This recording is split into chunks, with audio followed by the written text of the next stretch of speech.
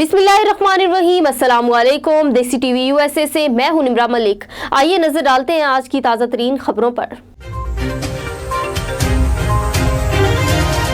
America के शहर डोमेस में कार शो में फायरिंग का वाकया पेश आया, जिसके नतीजे में एक शख्स हलाक और 24 अफराद जख्मी हो गए। डोमेस में होने वाले फायरिंग के वाकये में मुलव्विस एक हमलावर को गिरफ्तार कर लिया गया है, जबकि फायरिंग में मुलव्विस दीगर मुश्तबा अफराद की तलाश की जा रही है। फायरिंग से जख्मी होने वालों में बच्चे भी शामिल हैं। प्रोग्राम के मुंतजमीन का कहना है कि वो इस वाकये पर सख्त दिल गिरफ्ता है। कार शो का ये इवेंट गुज़श्ता 16 बरसों से हो रहा है।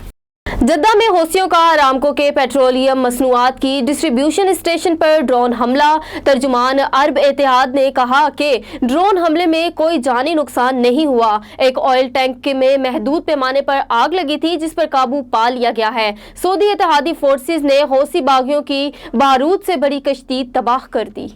श्रीलंका में मुआशी बहरान। श्रीलंका में पेट्रोलियम मसनूआत की किल्लत और आसमान को छूती कीमतों के बायस पेट्रोलियम और ईंधन को महफूज करने की जिद्दोजहद के दौरान कतार में लगे 2 अफराद इंतकाल कर गए। श्रीलंका में मुआशी बहरान शिद्दत इख्तियार कर गया है, जिसके बायस शहरी पेट्रोल और ईंधन के लिए घंटों कतार में लगने पर मजबूर हो गए। श्रीलंका में ज़र मुबादला में ज़खायर की कमी, मालियाती बहरान के सबब खुराक, ईंधन और अद्वियात की किल्लत हो गई है।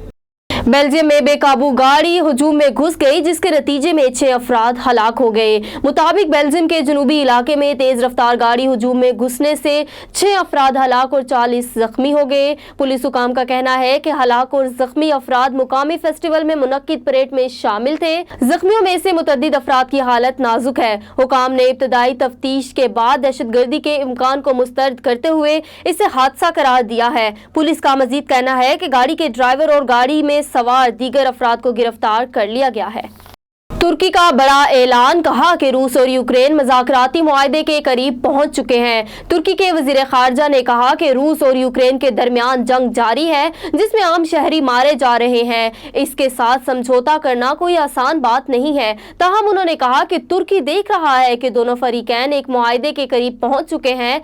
तुर्की दोनों ममालिक के मुज़ाकराती टीमों के साथ राब्ते में है, लेकिन उन्होंने मुज़ाकरात की तफसीलात बताने से इनकार कर दिया है। सऊदी वजारत हज और उम्रा ने गैर वैक्सीन शुदा अफराद को मस्जिद अल हराम में उम्रा और नमाज की अदायगी की इजाज़त दे दी। सऊदी वजारत हज और उम्रा की जानिब से जारी बयान के मुताबिक सिर्फ इन गैर वैक्सीन याफ्ता अफराद को उम्रा और ज़ियारत की इजाज़त होगी जो अब तक कोरोना वायरस का शिकार नहीं हुए, और गैर वैक्सीन शुदा अफराद को सिर्फ इस शर्त पर इजाज़तनामा जारी किया जाएगा कि उन्होंने कोरोना के शिकार किसी मरीज से मेल जोल ना किया हो।